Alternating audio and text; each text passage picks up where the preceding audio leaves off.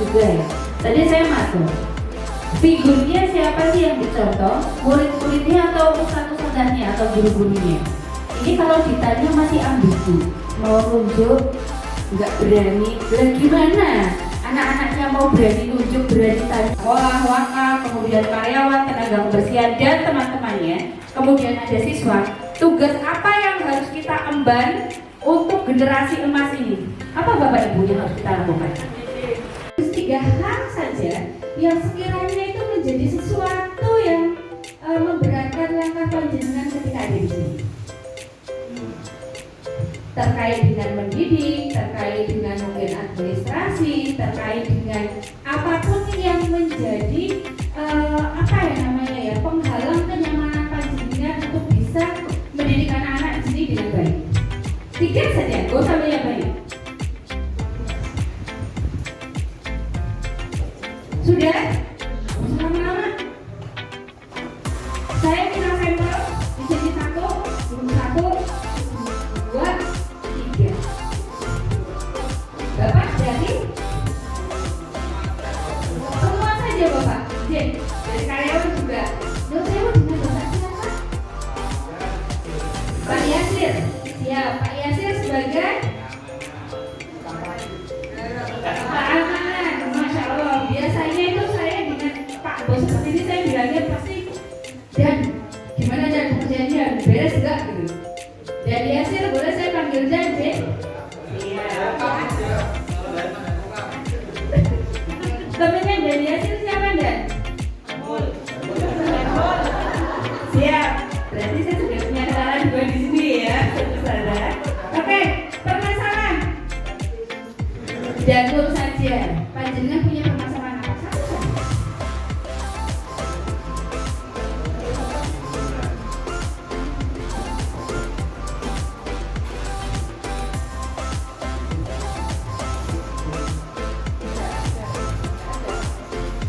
Di tembok ada Pak Pul?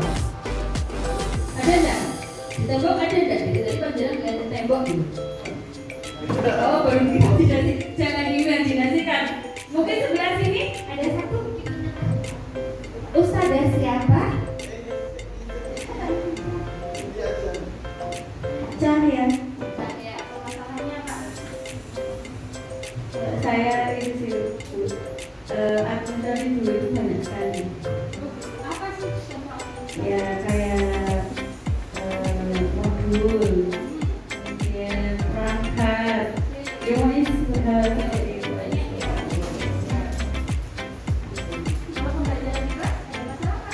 alhamdulillah bahkan soalnya saya dapat teman-teman yang selalu support. Terima kasih barisan sebelah sini. Barisannya Silvi. Satu saja, monggo yang merasa paling muda. Paling muda siapa? Oje. Ade.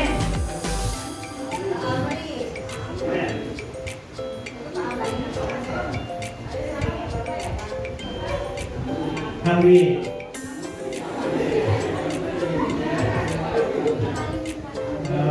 kalau saya kurikulum yang berubah-ubah.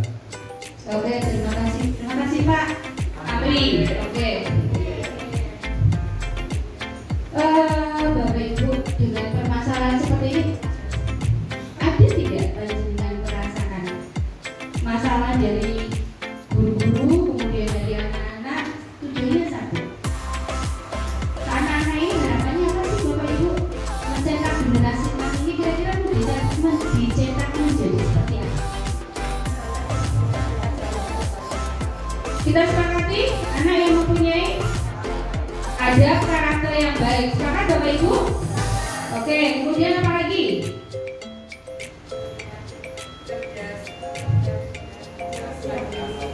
Cerdas, mandiri, kreatif, berakhlak mulia sudah temannya tadi. Karakternya sudah. Oke, ada target hafalan di sini? Lumayan banyak hafalannya anak-anak? Lumayan. Inilah yang akan kita harapkan untuk diajarkan pada anak-anak kita. Begitu Bapak Ibu. Kemudian kira-kira sekarang ketika tadi saya sudah matur nih pada Bapak Ibu satu sadar bahwasannya masalah apa sih yang Anda hadapi ketika mendidik anak-anak ini? Tadi kan lingkupnya masih luas banget nih. Ada tugas administrasi yang banyak, kemudian kurikulum yang berubah-ubah, dan pun belum ada jawaban. Tidak ada masalah, parkirannya aman. Aman.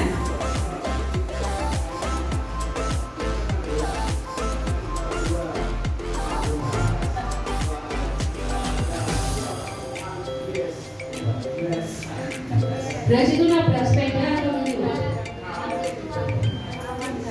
Oh gitu, siap.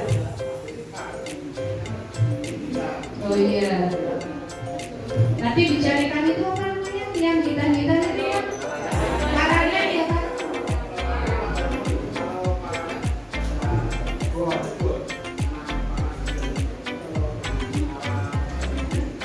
Oke, siap. Terima kasih Danmul. Nah, inilah sebetulnya pemetaan masalah yang kita mulai pada pagi hari ini, Bapak Ibu. Satu hal pertama yang harus ada dengan mulai notis, kepekaan terhadap masalah. Karena setiap orang pasti punya masalah. Ada cerita sebuah sekolah sudah lumayan lama, kemudian ternyata masalah itu mulai muncul dan keluhannya adalah ketika orang tua mulai berkomentar bahwasannya kenapa ya sekolah ini sekarang sudah beda dengan sekolah yang dulu pengelolaannya. Kenapa Bu kok bisa seperti itu?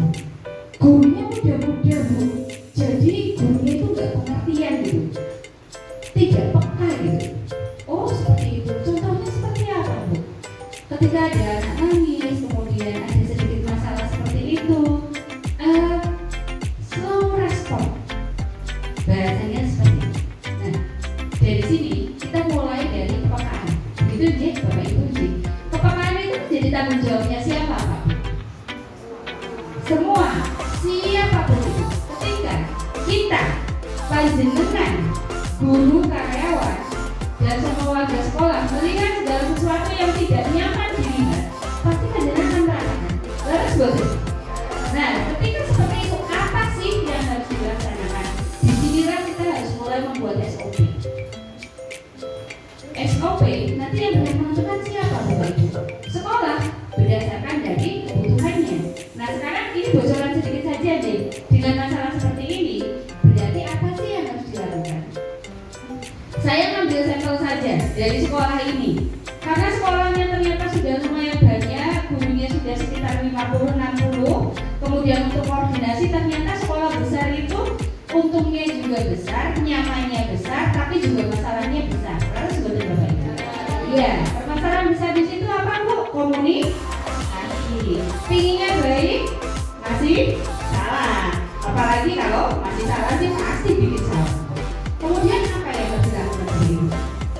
Kalau level, ada kemarin kita ngobrol di sini.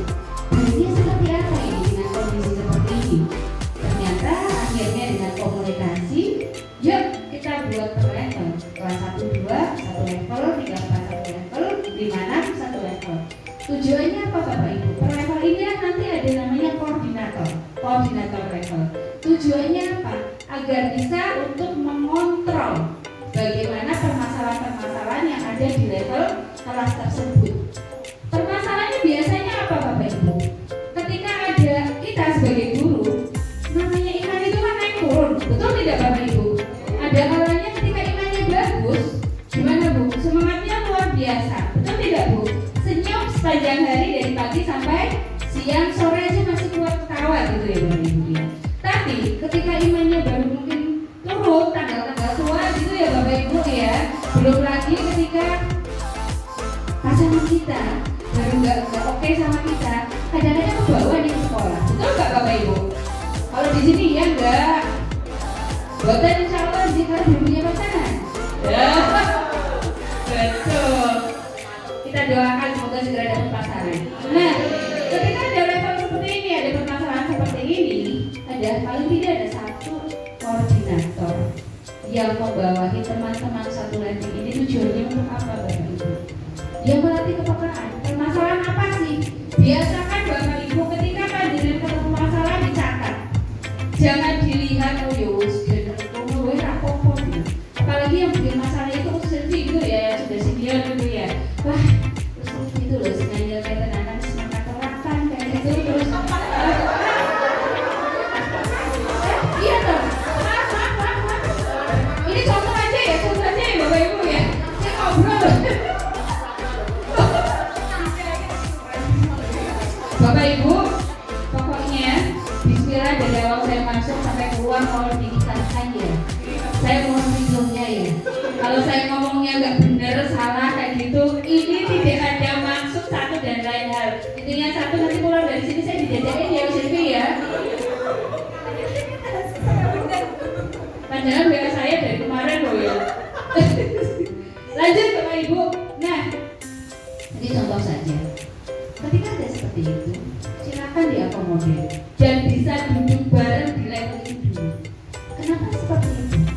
Sebetulnya permasalahan muncul dalam lingkup komunitas, dalam lingkup sekolah. Pentingnya apa sih Bapak Ibu? Butuh seru, butuh rame, betul kan? Tidak. Masalah itu hadir itu untuk diapakan? Diselesaikan. Dan sayangnya, saya ini kurang sedikit saja dan mohon maaf. Kondisi guru-guru sekarang yang baru-baru saya tadi saya minta matur Bapak Ibu guru ada nggak yang baru 1 tahun 2 tahun gitu? Yang baru fresh graduate gitu. Fresh graduate itu jadi oke ngomong nggak graduate gitu ya. Nah, ketika mereka datang itu mau sewu pengalaman IP-nya bagus, pasti. Tapi pengalaman untuk mendidik anak yang namanya kompetensi pedagogik, kemudian kompetensi kepribadian masih sangat-sangat minim sekali. Betul tidak Bapak Ibu?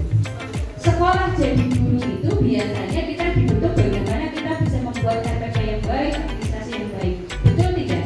Tapi bagaimana personalitinya kita, bagaimana kemampuan pedagogi kita mengelola anak-anak kita agar bisa menjadi generasi emas yang bisa diharapkan tadi, itu saya bisa mengambil.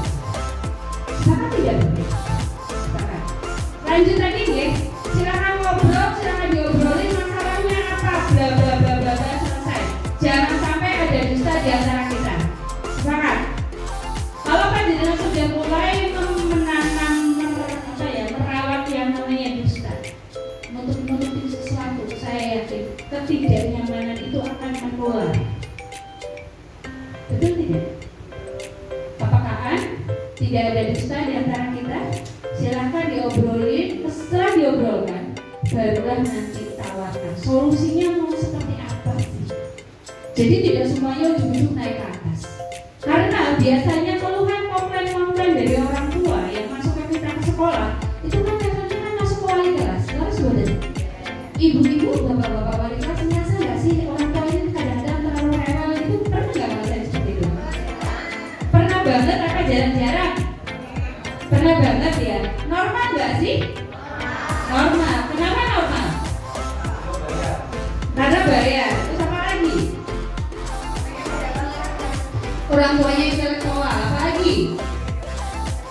Pingin dapat sertifikat. Sekarang saya kembalikan. Bapak Ibu, panjenengan punya putra-putra?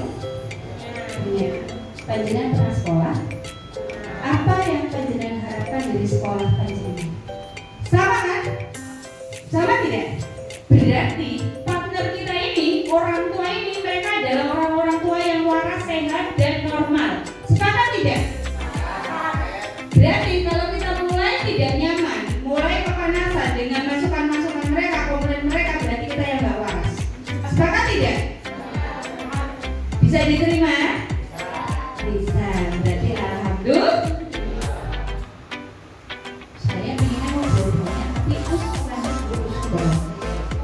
Tadi yang saya mau perlevel-perleting tadi mungkin bisa ditindaklanjuti ya untuk mewadahi semua masalah. Jadi masalah itu tidak akan menjadi apa bahasanya ya, seperti bola salju yang akhirnya membesar, naik ke sekolah, naik ke kepala sekolah ketika itu sudah besar. Gitu nggih? Kemudian anak-anak, harapan anak-anak ini apa sih pada guru-gurunya? Kira-kira anak-anak berharap apa sih pada ustaz-ustaznya? Kepingin guru yang seperti apa sih? Gimana? Menyenangkan, betul. Apalagi? Sefrekuensi dengan mereka. Apalagi? Sabar. Apalagi? Didengarkan. Ngayomi. Kayaknya ini sudah dapat. Besok lagi ada namanya di sini ada kumpul kan? Bikin sesi bagaimana menjadi guru yang asik gitu ya. Jadi, oh iya, sekalian saya iklan. Tadi dari masalah-masalah perangkali tadi, kami biasanya mengupayakan bisa kumpul paling tidak sebulan 2 kali dalam bentuk kelompok belajar. Seminggu sekali, malah lebih keren gitu ya, karena kita sudah ya mungkin sama yang namanya sekolah nggak ada yang leren gitu sih. Jadi kita berbasisnya lebih berbasis ke masalah, selesaikan gitu. Biar kita lebih nyaman, ganjilan-ganjilannya ada di situ.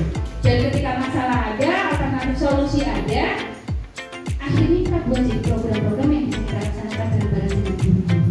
Beda halnya dengan ketika ada masalah, misalnya tadi ada guru yang ternyata perangkat pembelajarannya nggak komplit, suruh ngumpulin tiap orang bulan tidak ngumpul, ada tidak? Ada. Padahal namanya guru ngajar kalau nggak bawa senjata, gimana Bapak Ibu? Oke enggak? Enggak. Pasti akan saya tanya setiap guru ngajar itu, tujuan ngajar kamu apa? Ya menyampaikan materi ini aja terus. Ya sudah, guru tanpa senjata, guru tanpa peralatan administrasinya, dia akan datang ke sekolah dengan hati yang lapang. Dia akan datang hanya bawa buku, buka-buka, cerita selesai. Padahal ketika guru itu bawa amunisi lengkap, dia datang itu, wah hari ini saya ingin anak-anak belajarnya seperti ini, gimana ya caranya? Sudah dipersiapkan dengan baik. Dan pasti lebih mengasihkan mana kira-kira guru dengan amunisi lengkap dengan guru yang ala kadarnya? Amunisi lengkap, Jen. Kemudian ketika seperti itu, kira-kira anak-anak lebih nyaman dengan mana, Bu? Guru dengan amunisi lengkap atau guru yang ala kadarnya? Amunisi lengkap.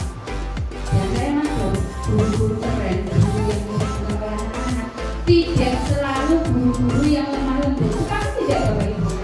Di sini ada Bapak Ibu guru galak. Ya, yang merasa dirinya galak dan dicintai murid-muridnya silakan tunjuk jari. Nanti dimintai door prize ya Us ya. Untuk kategori guru galak dan dicintai murid-muridnya. Mungkin ada rekomendasi Bapak Ibu kira-kira siapa Bu? Di sini satu orang aja siapa? Gurunya galak tapi dicintai. Sinten niku Pak? Ada tidak? Usheni, mana Usheni? Siap, oke. Jadi guru kita tidak harus selalu yang menjadi orang lain gitu. Nyamanlah dengan diri kita sendiri. Oke, pendidikan ideal tadi saya maklum. Apa yang diharapkan oleh anak-anak kita? Diayomi, dimengerti, dipahami dan lain-lain. Monggo silahkan dipenuhi keinginan. Dalam artian kita punya tujuan kan Bapak Ibu? Tujuannya apa tadi Bapak Ibu? Menjadikan anak-anak yang punya adab yang baik, karakter yang baik, kemudian apa tadi namanya? Kemudian hafalannya cerdas, kreatif dan seterusnya. Selama kita punya tujuan, insya Allah kita punya jalan yang perlu kita tempuh. Tapi kalau kita tidak punya tujuan, ya sudah. Yang penting saya berangkat pagi, ngajar, kemudian bikin administrasi kalau sempat. Kalau bisa izin keluar ya saya jalan keluar dulu. Tapi akan beda. Ketika kita punya tujuan, insya Allah rasanya akan lebih marah nih Bapak Ibu.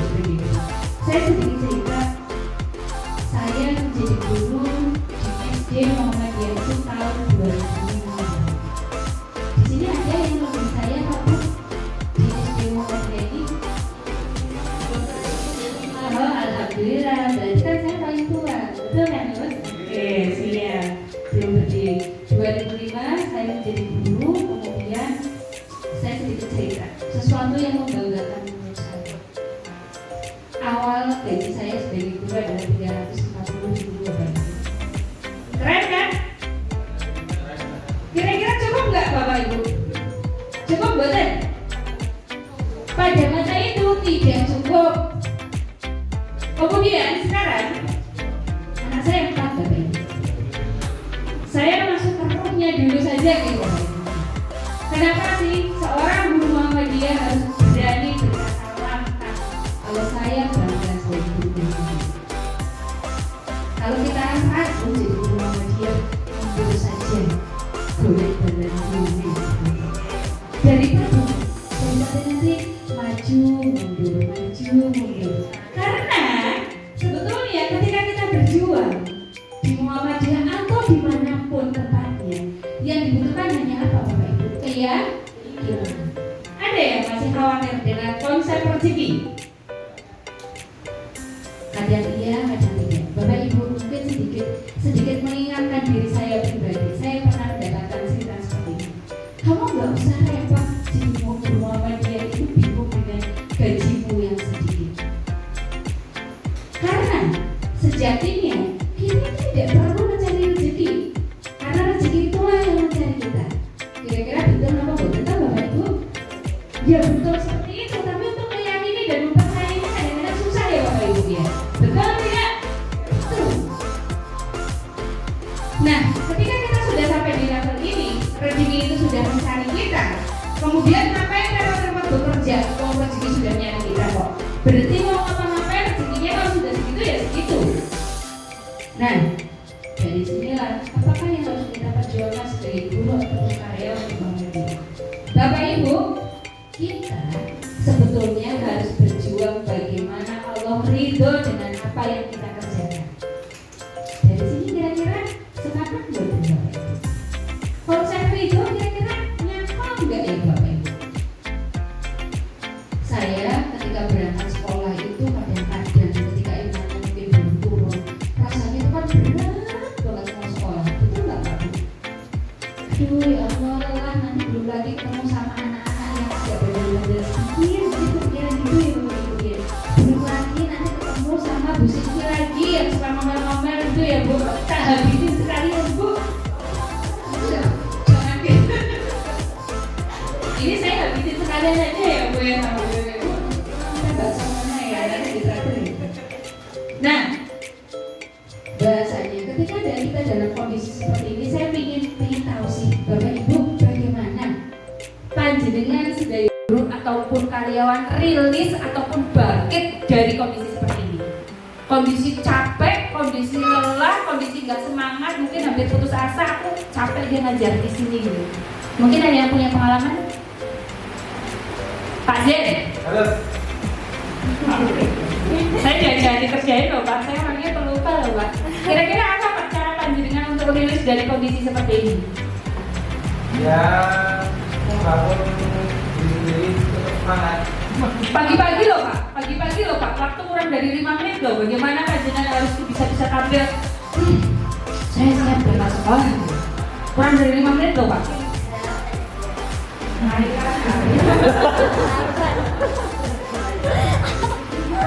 Gimana Pak? Semangatnya. Iya. Ya saya membangun semangat juga di Tersenyum, senyum sama anak-anak dan teman-teman J. meskipun berat. Kira-kira memang apa ya namanya ya, mempan gak sih? Ya kalau teman-teman ada yang pernah mempan, kayak kalau kita gitu nggak? Oke, siap. Senyum mungkin dapat ya senyum itu teman-teman berkah. Masya Allah. Ayah datang tempat itu kan. Oh iya, siap. Udah siap? Sekarang udah itu. Mbak Anis, saya panggilnya Mbak juga. Bu Anis, belum nikah? Semoga kita jodohnya ya. Gimana panjenengan bisa rilis untuk bisa membangun apa ya, semangat pagi udah mau berangkat sekolah. Rasanya kok berat banget gitu. Mager gitu. Ini yang bikin salah satunya bikin terlambat kayak gini, mager. Mau ketemu sama Pak Aziz itu males gitu ya. Bener lagi toh Bu. Tapi itu fakta ya Bu ya. Gak apa-apa, kita ngobrol aja. Enggak, kalau rasa up and down itu pasti ada ya dalam guru ya. Apa? Ya tepuk tangan dulu buat saya. Ya pasti ada, enggak? Mungkin orang itu selalu semangat tuh nggak mungkin bohong banget gitu. Biasanya kalau saya, aku hari ini pengen izin banget rasanya gitu. Tapi ada kemikiran sesaat itu gimana ya anak-anak nanti ya. Itu yang mungkin bisa membangkitkan diri kita untuk bisa harus semangat berangkat ke sekolah. Nanti anak-anak sama siapa? Walaupun nanti diberikan ada teman, tapi setidaknya kalau kita wali kelas ada wali kelasnya tersendiri untuk Tanggung jawab. Terima kasih Bu Ani, Masya Allah, tabarakallah. Tepuk tangan buat Bu Ani saja. Ya tadi sudah ada senyum, kemudian ini kalau ini yang menyiapkan apa Bapak Ibu tanggung jawab ya. Jadiin apa ramah jadi mau tanggung jawab. Baik, lanjutkan Bu. Jangan boleh pindah, nanti carikan jodoh yang ada dekat sini aja gitu. Kemudian ada yang lain lagi, bagaimana panjenengan bisa apa ya, menjaga atau meningkatkan dosernya biar bisa semangat gitu. Karyawan sudah ditanya. Karyawan. Wah, Pak siapa Pak yang di belakang Pak? Agus. Kalau Pak Agus itu nggak berangkat sekolah, cocok nggak kita? Susah nggak kita? Berarti Pak Agus ini orang yang paling dicintai dan ya. Pak Agus, di sini kan pasti capek ya Pak Agus ya. Kira-kira apa nih Pak Agus? Biar panjenengan tetap semangat di sini, kemudian bolosnya seminggu berapa kali Pak? Sering? Innalillah. Betul? Betul sering Pak Agus? Betul, Masya Allah. Gimana Pak Agus, monggo? Mesti Silvi motivasi.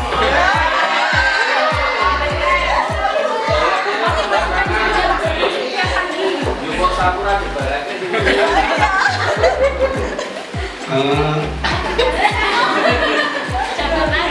Hari ini pembicara spesial kita ya Bapak Ibu ya.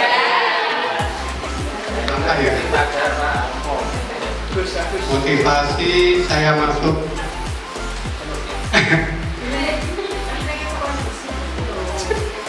pengen sekolah yang bersih, rapi, dan nyaman. Lah terus hubungannya sama anak-anak apa? Oh iya. Hubungan sama anak-anak ya Hubungannya tugasnya Pak Agus sama anak-anak ini loh yang dididik di sini itu seperti apa? Biar anak-anak itu gimana ya? oh nyaman. Jangan diajarin dong. Apa Pak? Nyaman. Nyaman. Kayak nyaman. Nyaman dari kamu. Sudah. Oh iya, terima kasih ya Pak Agus. Saya tadi masuk ke toilet, wah bersih sekali. Pak Agus di sini sama siapa Pak Agus bersih-bersihnya? Sama? Kamu satu, Pak Eko ya, siap. Bapak Ibu, kualitas sekolah sebetulnya itu bisa dilihat dari mana Bapak Ibu? Kebersihan, kerapian, kamar mandinya. Insya Allah kalau kamar mandinya oke, bersih, berarti orang-orang di dalamnya juga bersih, rapi, tertata dan baik-baik, soleh, soleha. Tepuk tangan untuk kita semua di sini Bapak Ibu. Tetap dipertahankan di Pak Agus, Pak Eko, ya siap. Pak, yang paling nyebelin gurunya itu siapa sih yang paling suka buang sampah paling seneng buang sampah sembarangan, kemudian kelasnya paling kotor itu siapa Pak? Alhamdulillah nggak lihat. Pak Agus, Bu Silvi. Bu Silvi lagi, gimana Bu Silvi jelek? Kok? Saya kamar mandi kacang ikan sumur. Masya Allah, siap. Oke, ini pedagogik, saya ngambil intinya saja. Next, terus. Nah,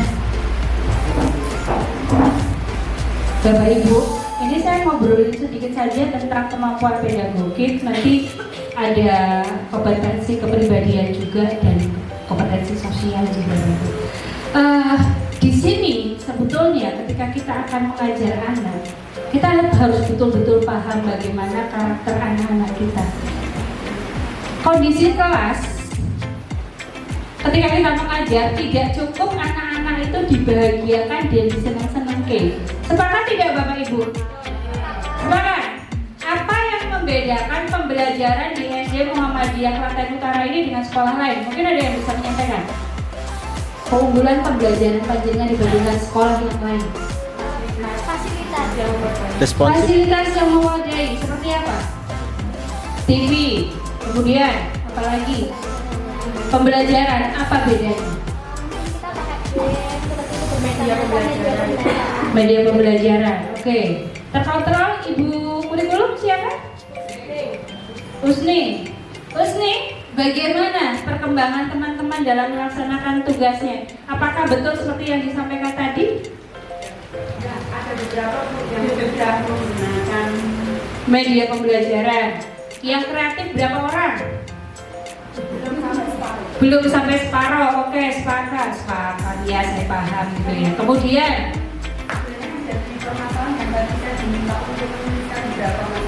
bisa dibacakan, Gus? Siap. Mohon bersabar dan besarkan hati, lapangkan dada untuk mendengarkan dari Ibu kurikulum. Ini masih ada, Gus? ini mohon izin melaporkan karena ini termasuk tanggung jawab saya nih Bu. Siap. Yang pertama itu tentang tepat waktu atau on time kedatangan teman-teman ya. Seperti ketika hari ini saja atau biasanya terlihat setiap hari juga ada nih, sudah ada tentang jam masuk. Itu kan beberapa masih ada yang terlambat. Saya heran kenapa kalau pulang tidak terlambat. Iya. Makanya kemarin saya pulangnya tuh sudah terlambat 4 menit loh, saya pulangnya. Nah, tapi kalau yang datang itu masih ada beberapa dan sebenarnya dari sekolah itu sudah ada aturan gitu. Saya heran gitu.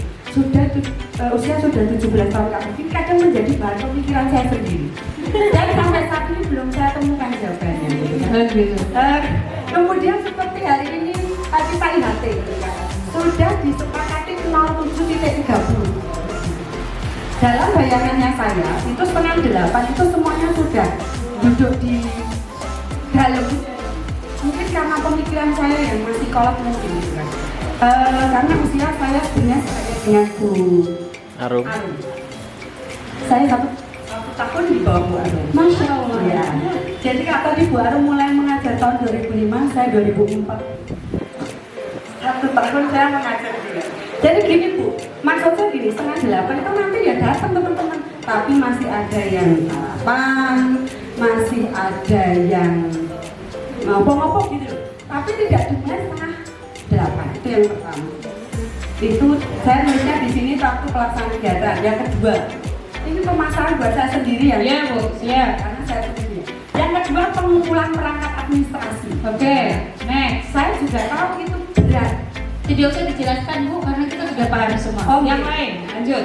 Yang Kalau masih ketiga, itu tanggung jawab dari masing-masing pribadi Bu, entah itu guru dan karyawan. Tanggung jawab untuk Semua pribadi masing-masing. gitu, siap. Jadi misalkan sudah dikasih info, sudah ada isi tanya, nah itu saya kepikiran, dikasih info, kok setekon, nah gitu loh. Entah apapun, kadang hal kecil, entah seragam, entah hal kecil lah ya, yang menurut saya itu loh sudah dikasih tahu, itu Bu, kadang saya gimana ya solusinya, begitu. Terima kasih Bu Arum. Matur nuwun, Gus. Bapak Ibu, ini masalah ini banyak banget dan biasa banget ya. Tapi kalau kita merasa ini masalah sudah biasa, kemudian Anda abaikan, Anda tetap ada di masa ini, ya pantas aja kalau panjenengan nggak move on kemana-mana. Gimana mau jadi orang hebat kalau hal kecil-kecil aja tidak terselesaikan? Sepakat buatan Bapak Ibu? Sepaket. Nah, kalau seperti ini tidak baik rasanya dan tidak sah rasanya kalau saya yang memberikan solusi, betul tidak Bapak Ibu? Dan masing-masing saya yakin kok masing-masing tempat, masing-masing level itu permasalahannya dan solusinya pasti akan berbeda-beda. Betul tidak? Betul. Walaupun SOP sekolah, aturan sekolah sudah ada di situs, kemudian ada fingernya tuh itu, Gus. Sudah ada. Udah ada bonusannya kan kalau online. Tapi potongan sudah ada. Berarti nggak masalah dong kalau dipotong gitu ya. Iya. Saya juga tidak habis pikir kalau kayak gini, Bu. Biasanya kalau sudah dikasih reward, apa mungkin rewardnya kurang besar dan potongannya kurang besar? Betul tidak Bapak Ibu? Sepertinya demikian. Berarti masalah besar ini, Bapak Ibu, saya hanya dari pesan saja.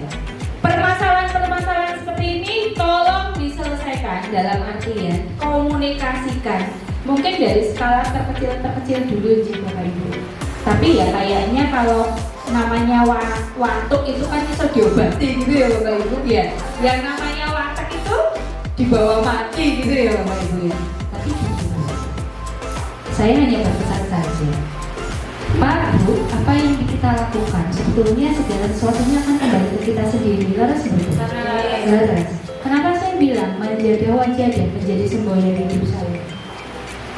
Ya kita ketika kita bersungguh-sungguh, pasti juga hasilnya juga akan baik. Jadi, Bunda, jadi ibu kurikulum itu harus yang sabar dan harus cuek. Dan saya ngasih tipsnya tidak hanya sama Bunda aja, sama semuanya saja.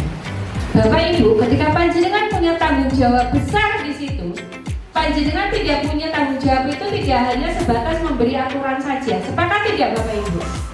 Ada kalanya seorang pimpinan atau seorang koordinator atau ketua panitia, panjenengan membuat aturan. Nanti programnya ABCD seperti ini. Kemudian ketika perjalanan, anak buah tidak melaksanakan job desk-nya, apa yang panjenengan lakukan? Menegur. Bagus kalau sudah sampai di level menegur. Turun tangan langsung ada? Ada. Dan kayaknya lebih banyak yang turun tangan langsung. Saya kasih tipsnya Bapak Ibu. Tugas panjenengan itu tidak hanya sebagai konseptor, tapi betul-betul semuanya harus ada pegang di situ. Bikin program bareng-bareng dengan teman-teman. Pastikan jelas programnya. Seperti tadi sudah disampaikan ya, job desk-nya apa, aturannya seperti apa, harus seperti apa. Kemudian ketika di jalan, kok stuck di situ, dilalang tekok, wah. Apa yang harus dilakukan Bapak Ibu? Sekali, 2 kali, 3 kali, jawablah. Hidup-hidup itu sebagai amal solehnya kita ya Bu ya. Tapi ketika sudah itu berulang belajar membaca ya Bu, Bapak gitu ya, nggak apa-apa. Kemudian ketika tugas itu tidak dilaksanakan, saya biasanya dengan teman-teman pasti yang saya kejar itu adalah ketua panitia, koordinatornya, wakannya. Gimana programnya jalan? Gak bisa jalan Bu, nanti tak kandani dewe karepmu. Karena sebetulnya tugas guru sekarang itu tidak cuma mengajar saja. Laras betul Bapak Ibu. Tugas panjenengan itu apa Bu? Manajerial, memanage anak didik panjenengan. Jadi tugas kita itu tidak cuma nyuapin anak-anak, hari ini pelajarannya ABCD ya nak ya. Bukan Bu, tidak seperti itu. Yang harus panjenengan lakukan untuk putra-putri panjenengan dari kelas 1 sampai kelas 6 adalah memastikan mereka melakukan proses belajar. Sekarang saya tanya sama panjenengan, definisi belajar itu apa sebetulnya? Ya, oke. Bu siapa? Bentar. Ibu siapa? Bu Fia. Apa itu belajar? Dari yang tidak tahu, dari tahu, yang salah, ya. Kemudian ada lagi perubahan tingkah laku, sepakat ya Bapak Ibu. Kemudian yang tidak tahu jadi tahu. Apalagi? Apalagi? Ada yang mau nambahkan lagi? Berarti ini udah determinnya udah keren-keren nih. Kemudian kalau kita sudah memastikan anak-anak ini melakukan proses belajarnya, ada perubahan tingkah lakunya, berarti kita sebagai guru juga harus melaksanakan proses yang sama, belajar. Bukan guru yang kerumunan, bukan guru yang kagetan. Ketika ada masalah apapun, bersabarlah di situ. Sepakat. Kemudian, ketika anak-anak sudah melakukan seperti ini, yang menurut panjenengan paling penting panjenengan tanamkan ke anak-anak itu sebetulnya apa sih Bapak Ibu? Ada. Betul. Kemudian apa lagi? Yang terkait dengan proses belajar. Bagaimana anak-anak ini mempunyai keterampilan belajar. Jangan sampai anak-anak belajar nilainya bagus itu karena disuruh sama bapak ibu gurunya. Mentang-mentang nih gurunya Bu siapa tadi? Anis, Bu Fia. Mereka nyaman belajar, tapi ketika naik kelas nih nanti ketemu lagi sama Bu siapa Bu? Bu Bella. Sama Bu Bella orangnya galak, nggak pengertian gitu ya. Jadi kita malas belajar. Ya memang terkenal. Tapi ketika anak-anak ini sudah punya keterampilan untuk belajar, tanggung jawab untuk belajar, mereka pasti akan merasa, ya aku mau belajar lagi. Keterampilan belajar, kecintaan belajar. Jadi Bapak Ibu, sebetulnya keberhasilan anak dalam belajar atau mencapai target pelajaran yang mereka hadapi, pengaruh terbesarnya itu sebetulnya siapa ya Bapak Ibu? Orang tua atau gurunya ya? Semua ya. Dan di sini kira-kira Bapak Ibu nyaman nggak dengan apa istilahnya perangkat pembelajaran yang panjenengan buat harus kreatif, kemudian harus inovatif? Nyaman tidak Bapak Ibu? Nyaman. Karena apa Bapak Ibu? Karena sudah tertempa dan terbiasa. Setuju? Oke. Kompetensi berada oke. Siap? Next. Terus? Oh. Lihat.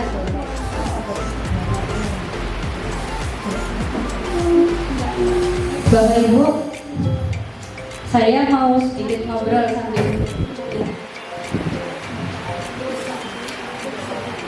kerusakan aja. Gak apa-apa, paling belakang sendiri aja dulu, melompat sekalian. Oke. Turun lagi. Oke. Turun lagi. Oke. Bapak Ibu, ini ada sedikit pemetaan, refleksi diri. Mengingat kita sudah di penghujung semester 1 ya Bapak Ibu ya. Merica besok di semester 2 saya mau jadi seperti apa nih? Resolusi tahun 2024. Apa Bapak Ibu resolusinya panjenengan? Untuk sekolah? Kepikiran untuk sekolah atau untuk pribadi? Biasanya kalau seperti itu pribadi dulu ya Bapak Ibu. Oke, Bapak Ibu, ada satu hal yang saya faktor tadi. Ketika kita dalam sebuah sekolah itu umpamanya itu seperti gerobak ya Bapak Ibu. Tahu gerobak Bapak Ibu? Ada berapa komponen di situ? Gerobaknya ada, rodanya ada, apa? Pegangannya ada, ya enggak? Nah, dalam satu gerobak besar yang namanya sekolah ini, disinilah kita ada bareng-bareng. Kemudian, sekarang pertanyaannya, positioning kita di gerobak besar ini sebagai apa? Apakah bagian di depan, di tengah, ataukah di belakang? Ketika di depan, berarti bertanggung jawab apa Bapak Ibu? Menarik. Gimana caranya biar gerobaknya ini maju? Kira-kira tugasnya berat tidak Bapak Ibu? Berat. Tapi ketika itu sudah merasa menjadi panggilan, ini adalah perjuangan saya, amanah saya, insya Allah akan berasa ini menjadi awal jaga. Bu Yuni sudah hampir 2 periode lebih ya. Kenapa tidak move on pindah ke lain hati? Didoakan jangan gitu ya. Jangan. Karena apa Bapak Ibu? panggilan hati. Saya mungkin sedikit cerita Bapak Ibu. Dari gaji 350.000 itu tidak berhenti sampai di situ Bapak Ibu. Yang terlintas di pikiran saya saat itu adalah bagaimana sekolah ini berdiri, bagaimana sekolah ini berjalan. Dari tahun pertama saya melamar, belum ada sekolahnya, belum ada bangunannya, belum ada siswanya.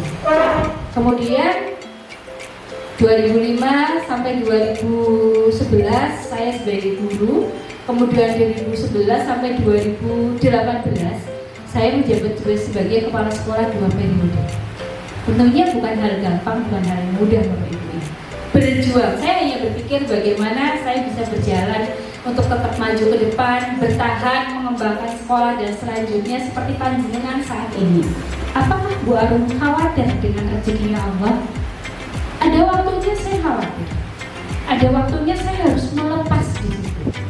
Dan salah satu tips untuk melepas kekhawatiran adalah ini ada bapak-bapak keren kan, bapak-bapak solehah. Gak ngantuk berarti Pak, yang lain masih kaget gitu, soleh loh.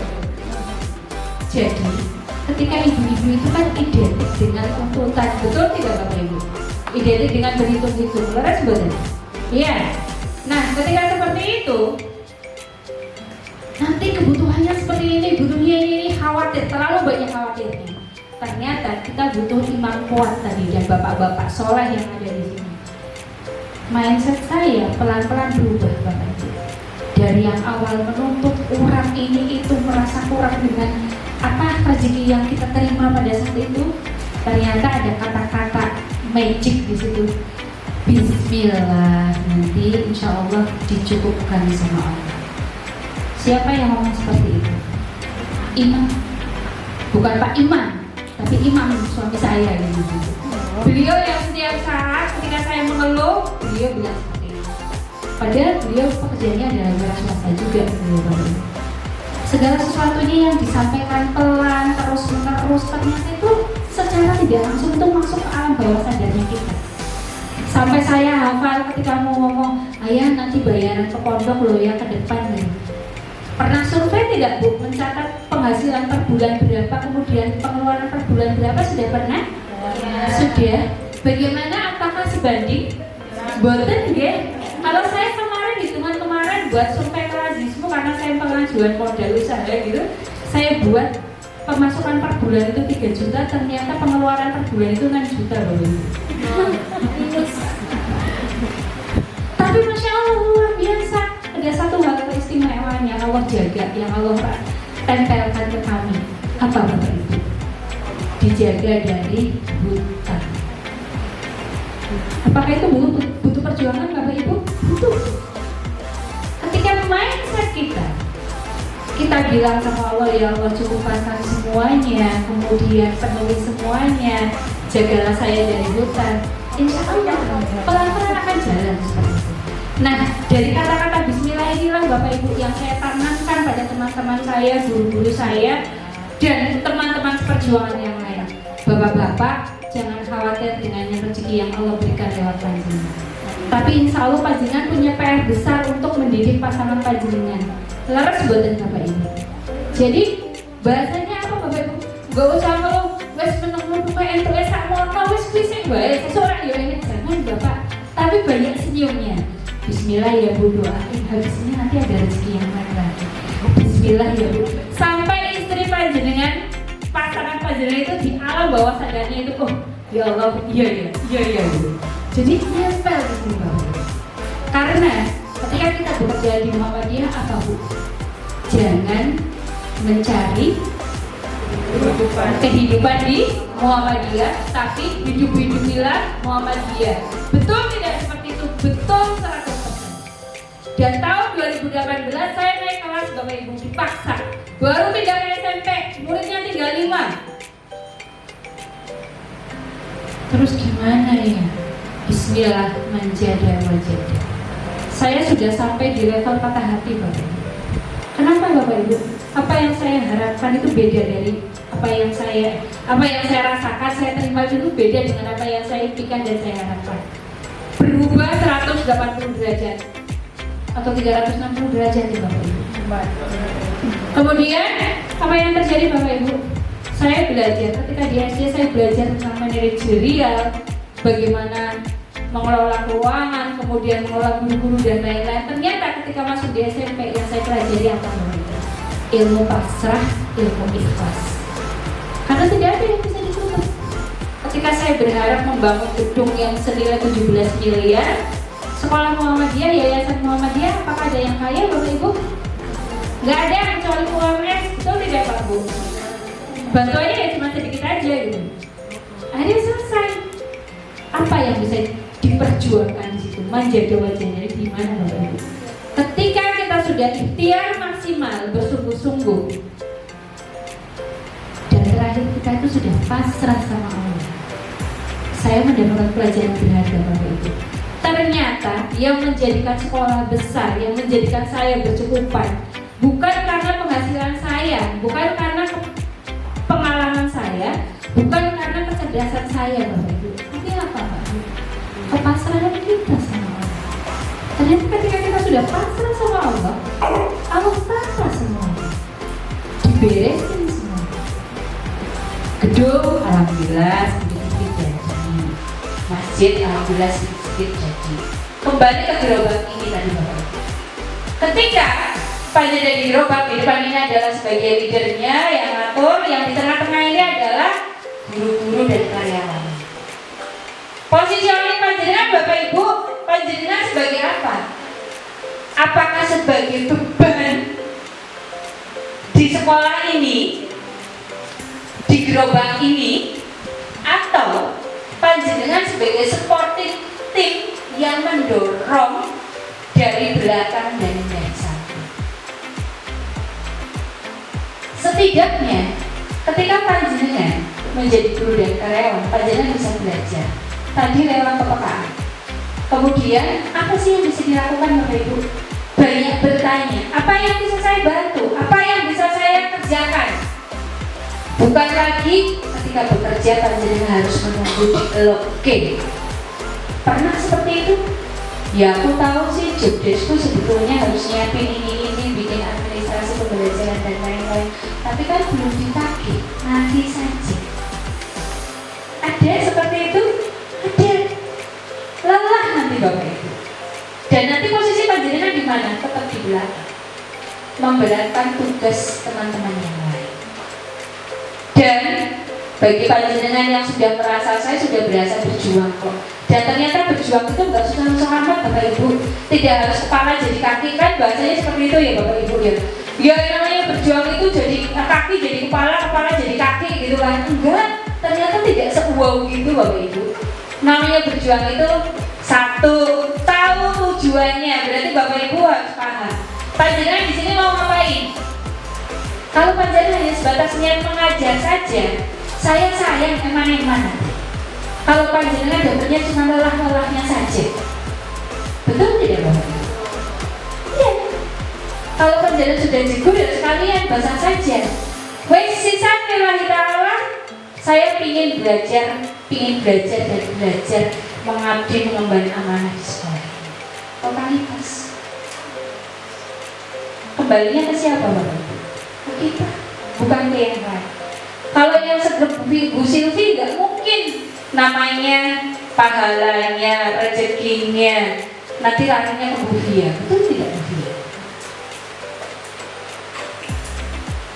Effort kita, usaha kita menempa diri di sini ya Bapak Ibu. Sebagai pekerja amal usaha Muhammadiyah, itu betul-betul memang dituntut gitu. Saya merasakan aku tadi Bu tidak mencari penghidupan di Muhammadiyah, tapi hidup pula Muhammadiyah. Kami membangun sekolah senilai 2,7 miliar dan membeli tanah itu senilai 2 miliar. Setelah diurus sertifikatnya sebesar 260 juta. Kira-kira itu dilarikan kemana Bapak Ibu? Apakah atas nama kepala sekolahnya? Boten. Ke siapa Bapak Ibu? Ke yayasan UPM Muhammadiyah. Jadi terima sertifikat itu langsung. Teman-teman langsung komentarnya gini Bapak Ibu, nggak sayang Bu, cari utang. kemudian cari donasi kemana-mana. Sudah ada kok di atas namakan PP Muhammadiyah. Logika manusia kita seperti ini, betul tidak? Tapi ketika kita sudah melepas, ya sudah, itu amanah yang harus saya ambil, yang saya tanggung sekarang. Dan saya tidak merasa kehilangan Bapak. Kenapa? 4 anak saya yang mereka 3 orang ada di pondok, semua Allah cukupkan di sini. Karena apa Bapak Ibu? Rezekinya mereka, rezekinya kita sudah Allah atur. Tinggal kesungguhan panjenengan ketika panjenengan itu mengabdi, bekerja, beribadah di sini mau sebesar apa? Yang kita cari di sini apa Bu? Di Muhammadiyah ini apa Bu? Keridhaan siapa Bu? Keridhaan Allah. Paham ya Bu? Di gerobak ini posisi panjenengan di mana? Kalau panjenengan di gerobak ini cuma ingin duduk santai-santai di atas, ya wis ben wong programe wis jalan ya wis laku wae ora apa-apa.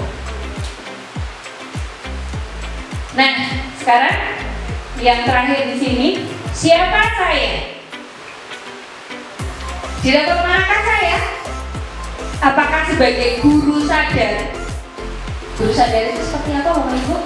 Guru sadar, karyawan sadar adalah guru dan karyawan yang paham bagaimana posisinya, job desk-nya, tugasnya bisa melaksanakan tanpa harus diperintah lagi sesuai dengan kepekaan kita masing-masing.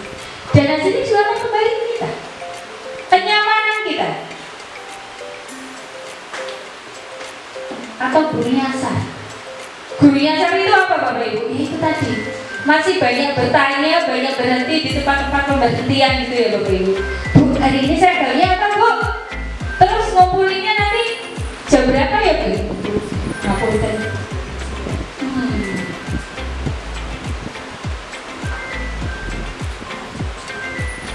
Ya berikan saja dulu ya Bu. Sudah hampir kurang 5 menit. Gurunya tadi ya Bapak Ibu masih banyak bertanya, masih banyak mungkin merepotkan teman-teman yang lain. Dan yang terakhir adalah guru bayar. Ini adalah guru yang sangat-sangat memprihatinkan. Ada beberapa teman-teman Bapak Ibu yang punya mindset seperti ini. Kalau tidak ada uang berarti program tidak berjalan. Kayak gitu sepakat tidak Bapak Ibu? Tidak. Dari awal saya mengelola sekolah dengan teman-teman komunitas juga, dengan beberapa lembaga. Prinsip kinerja kadang-kadang sebuah sekolah itu ketika ada anggarannya, ketika ada gajinya, ada fee-nya, saya baru berjalan. Tapi sebetulnya dibalik, ketika kita bergerak, kita berjuang, kemudian kita membuat program kegiatan, disitulah nanti anggaran akan turun, keuangan itu bakalan turun. Dan orang-orang yang punya mental guru bayar ini bakalan semangat, ya kadang-kadang malah nggak semangat juga sih. Dikasih ribet, alah palingan ribetnya cuma segitu aja, aku mah biasa-biasa aja. Ada seperti itu. Tapi ketika orang-orang yang sudah punya mental juara, bukan juara sih saya bilang, ya memang orang Islam harus seperti itu kan. Rasulullah mencontohkan seperti itu. Bisa jadi bonusnya itu lewat rezekinya istrinya kita, lewat rezekinya anak-anak kita. Jangan-jangan nanti anak kita sekolah dapat beasiswa semua, dikasih sehat, dikasih apa ya, keluarga sakinah mawaddah warahmah itu masya Allah luar biasa. Betul tidak Bapak Ibu? Nah, inilah yang harus kita perjuangkan. Bagaimana kita menjadi orang-orang yang apa ya bahasanya ya, kuat berjuang di medan laga gitu ya Bapak Ibu ya. Next. Bisa memetakan ya Bapak Ibu ya, nanti ada di level mana gitu. Tolong di upgrade, nanti masuk di semester 2 berarti harus naik level lagi gitu. Nah, naik lagi satu-satu aja ya. Oke. Mungkin yang terakhir, mendidik tidak mendadak ya Ustaz-Ustazah. Insya Allah ini sudah panjenengan sudah panjenengan laksanakan. Dan hanya saja saya yakin dimanapun setiap sekolah, di setiap lembaga itu pasti ada permasalahan kompleks. Ketika ada permasalahan kompleks yang bisa menyelesaikan adalah kita sendiri, betul tidak Bapak Ibu? ada kesepakatan, ada kenyamanan, ada komunikasi yang baik. Betul tidak? Dan saya matur tadi di awal, tolong siapapun panjenengan punya tanggung jawab sebagai leader, sebagai pemimpin. Khalifah fil ard, betul tidak? Memimpin diri sendiri dan juga memimpin orang lain. Tidak hanya bapak-bapak saja nih yang jadi pemimpin, tidak ada Juni saja nih yang jadi pemimpin, tapi semua dari kita. Bagaimana kita bekerja, bisa mendelegasikan tanggung jawab kita ke orang lain, bisa mengkomunikasikan juga dengan orang lain. Jangan sampai ketika panjenengan sebagai penanggung jawab, sebagai ketua, sebagai pemimpin, pekerjaan itu nanti panjenengan selesaikan sendiri. Nggak keren sama sekali Bapak. Silakan dikomunikasikan. Permasalahan apa yang muncul, kalau saya selalu bikin timingnya seperti ini Bapak Ibu. Pimpinan yang keren, pimpinan yang bagus itu adalah orang-orang yang bisa mengajukan anak buahnya itu maju ke depan, mengkader. Kemudian setiap kita adalah pemimpin, berarti kita bisa harus mengkomunikasikan bagaimana anak buah kita bisa menyelesaikan tanggung jawabnya. Tidak cukup hanya diberikan tugas ataupun program, itu ya Bapak Ibu. Tapi mengkomunikasikan, ada permasalahan apa nih? Panjenengan sebagai guru kelas, sebagai koordinator kelas, ataupun sebagai guru gitu ya, menugaskan anak-anak, ketemu anak-anak yang bandel itu, ya Allah anak-anak saya bandel-bandel gini ya, terus orang tuanya itu susah banget diajak komunikasi, sudah nyerah gitu. Selesaikan, ngobrol. Ketika ada permasalahan dan lain-lain, mungkin bisa dikomunikasikan dengan teman-teman satu rating ataupun atasan kita gitu sih. Nah, bahasanya bismillah, apapun yang kita kerjakan di perserikatan ini, di sekolah kita ini, itu adalah amanah yang kita emban, amanah yang kita harus selesaikan. Dan permasalahan itu setiap saat akan berubah, harus betul Bapak Ibu. Tidak ada yang hari ini sama dengan hari kemarin. Berarti ketika permasalahan apapun, berarti memang komunikasi bisa harus terus berjalan. Paling tidak dengan permasalahan-permasalahan yang muncul itu adalah peluang-peluang kebaikan kita untuk terus belajar dan belajar. Jadi jangan pernah kita merasa cukup dengan kondisi kita saat ini. Kan saya sudah di level oke hari ini, saya sudah guru yang mapan hari ini, berarti saya sudah nggak perlu belajar lagi. Salah ya Bapak Ibu. Banyaklah bergandengan dengan guru-guru yang baru. Saya mau tolong guru-guru senior, banyaklah bisa berkoordinasi menggandeng guru-guru yang baru dengan kesalahan-kesalahan atau kekurangan-kekurangan. Tidak selalu guru senior itu selalu benar ya Bapak Ibu ya. Bisa jadi guru senior karena sudah terlalu nyaman dengan kondisinya jadi lupa. Ada kalanya sampaikan, Bapak, Ibu, panjenengan mungkin sudah telat ya, atau kok administrasinya tidak dilaksanakan atau apapun gitu. Tapi lebih enak itu ketika menyampaikan, ketika mengevaluasi itu dalam sebuah kelompok-kelompok seperti itu ya Bapak Ibu ya. Jadi ketika menyampaikan pun tidak terlalu melukai perasaan kita gitu ya Bapak Ibu. Jadi saya pesan, ini adalah rumah kita. Sekolah ini adalah rumah kita. Jangan sampai ada dusta di antara kita. Filosofi orang Jawa itu kadang-kadang kan belakang gitu ya Bapak Ibu ya. Leper di depan, bendol di belakang gitu ya. Nggak enak banget itu Bapak Ibu. Jadi apapun masalahnya, komunikasikan, cari solusinya. Sekali, 2 kali, 3 kali tidak dapat solusi ya sudah, berarti memang harus diselesaikan secara aturan tertulis sesuai dengan SOP. Berarti tidak perlu baper-baperan ya Bapak Ibu ya. Kalau misalnya keluar SP1, SP2, paham kan Bapak Ibu? Karena sekolah ini bukan sekolah mbahnya kita gitu. Sepakat tidak Bapak Ibu? Jadi apa yang harus kita rawat di sini? Apa yang harus kita jaga di sini? Bagaimana etos kerja kita di sekolah Muhammadiyah ini?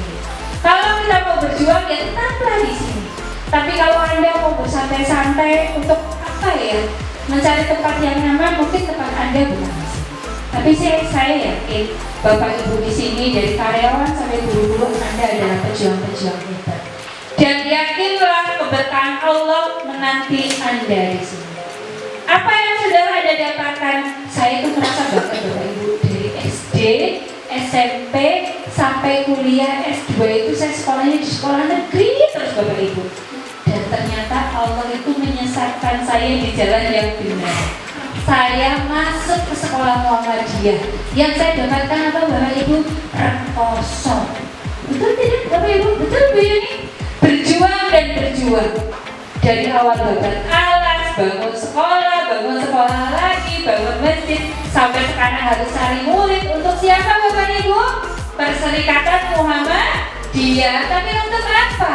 Kita mendidik generasi-generasi hebat, kader-kader Islam yang nanti akan menggantikan kita. Betul tidak Bapak Ibu?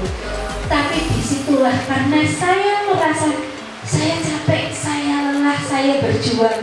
Kok jalannya bukan jalan yang halus pakai tol, tapi perjalanannya apa Bapak Ibu? Terjal, mendaki, lagi susah. Lelas tidak Bapak Ibu?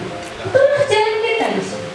Tapi ketika kita nempel sama Allah, pasrah sama Allah, Allah kasih semuanya. Dan kita masih punya harapan Bapak Ibu, masih punya pengharapan apa Bapak Ibu? Jannahnya Allah. Lelas semuanya Bapak Ibu. Mungkin itu saja dari saya. Kalau ada tanya jawab, kalau masih waktu memungkinkan, saya persilahkan. Mohon maaf Bu Silvi, Bu Anis, Bu Evi, Bu Bu, saya itu orangnya lupa Bu. Kadang-kadang itu saya rada-rada minder gitu ya. Mau sama ngomong kok nih terus. Tapi berbahagialah bagi orang-orang yang pelupa ya kali Bu. Jadi awet muda.